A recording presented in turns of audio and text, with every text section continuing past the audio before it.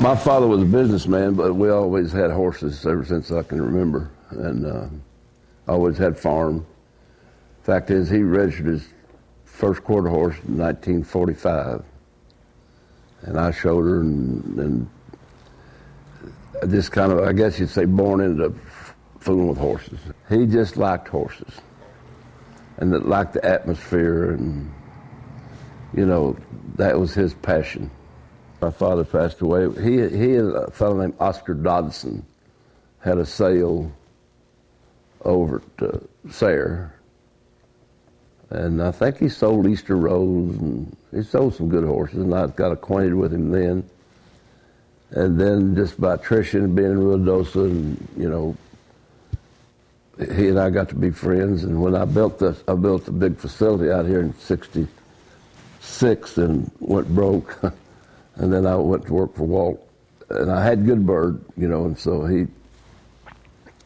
we stood Good Bird, and then I went to California with him to get 3 bars, and so we got to be pretty close friends. And then Walter was a very, very good man.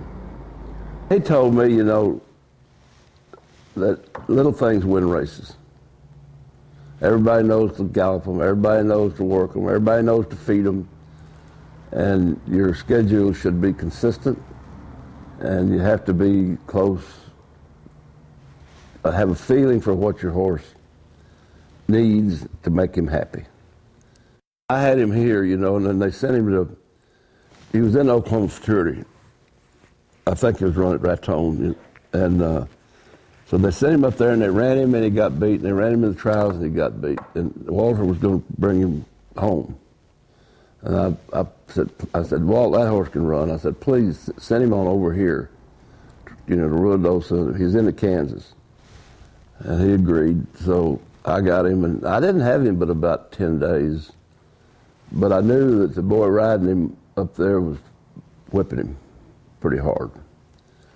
So I got an old boy named Harold Baker to ride him, and I just asked him to put his stick in the left hand when he in the gate, hit him one time left-handed, and just fold. And he had the fastest time. And then he bucked his shin. So I didn't take him. The trials were on Friday, and the finals would be 10 days later, you know, the following week. And I thought Walter would be out there, you know, Saturday telling me what to do. He didn't show up till Wednesday. And I didn't know really, you know, I was getting a lot of advice, but I just kept him cold, iced him, and won the futurity. But I was easing toward the thoroughbreds, you know, 'cause my goal was to, you know, try to somehow end up in Lexington. So when Mr. Warner just gave me a free rein, I mean, once he, I guess, thought I was okay, he just, I mean, I went to Europe, I went anywhere I wanted to go. He never bought a horse, never sold a horse. And then I bought Hempin from Doug Davis for $300,000. And I think that year after that first crop of Hempins, we were second leading breeder, and I sold him to Walt and Bob Moore, Mel Hatley, and Robert Gentry for $1 million, so that made me look good. And then I got a little deeper into the thoroughbred, and then I had a chance to, well, in going to Europe, I was very fortunate to meet a lot of the bigger players before the game got crazy. I made real good friends with a guy named Robert Sangster that really had the control of Alleged, and so I was buying Dr. Lockridge out of Walmack. He had a lease, it was, you know, and so Mr. Warner declined to do the deal, and I was just lucky to get it done. I finally, Mr. Farish, Will Farish, backed me to get it done. I knew Nuria was a great horse because I could hear them talking about it. Now, Boutin trained him, but Alex said, this is a freak, so he got disqualified in the 2000 Guineas, but before the Guineas, Head and Chabour had bought half of him from the Arcus. And there was a big bonus if he wins the Guineas, but he got disqualified. But then he got a throat something, They didn't race him anymore. So back when Mitterrand was going to be the prime minister, they were talking socialist, you know, et cetera, et cetera. And I thought, well, it might be a good time to try to get the horse out of France. So I called Mr. Chambour and I said, any chance to do a Nurio? And he said, there is. So we bought, I syndicated him, you know, based on $14 million. And then I got him to the farm, and the first 13, 14 mares we bred to him all came back empty. So we bred that horse around the clock for 18 years. I got him syndicated, and then I had the Colorado State guys come check him, and we started breeding him on ovulation. And Dr. Howard, Dr. J.D. Howard, you know, he really deserves the credit. I was just a cheerleader. I mean, he did the work. I don't guess anybody knows for sure. They just stuck his leg through the paddock fence and broke it right in the hop. And so I wasn't on the farm. I called my secretary, what's happening? And she said, Nurio broke his leg. And I said, don't be joking with me. You know. So I flew back there, and Dr. Lewis consulted, and Dr. Wheat from California, and they said it. And, you know, he was over there for 7 or 8 months, and we bred him the next April.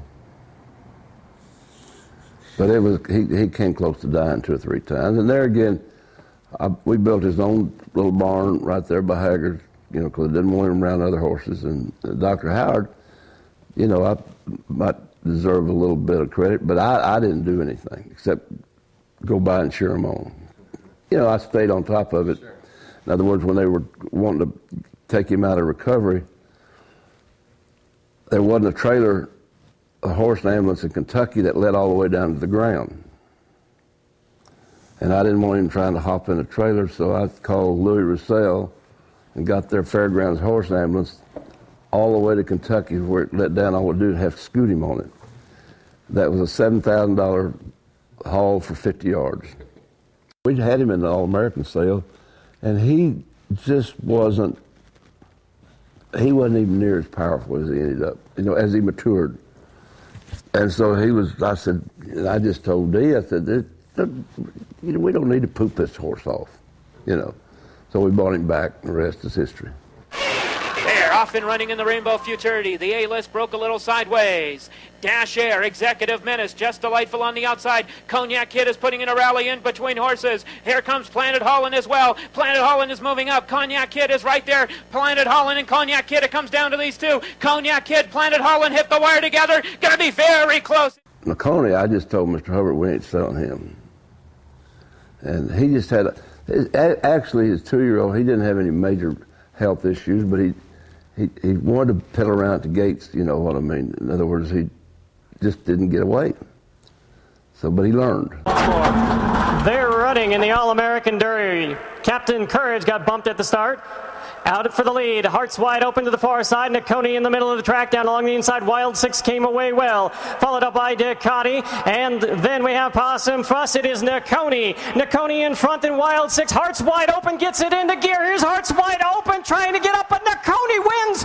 And if he didn't make a mistake at the gate, I thought we had a really good chance to beat her. I mean, you know, and she'd been, you know, horses can go to so many dances. At some point, things aren't going to be perfect. And I don't think she had a bad trip that day, but it wasn't perfect.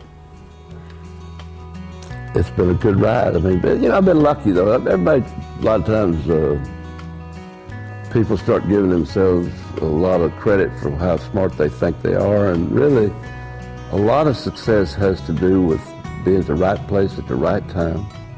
Congratulations, Johnny. Stay in the buggy.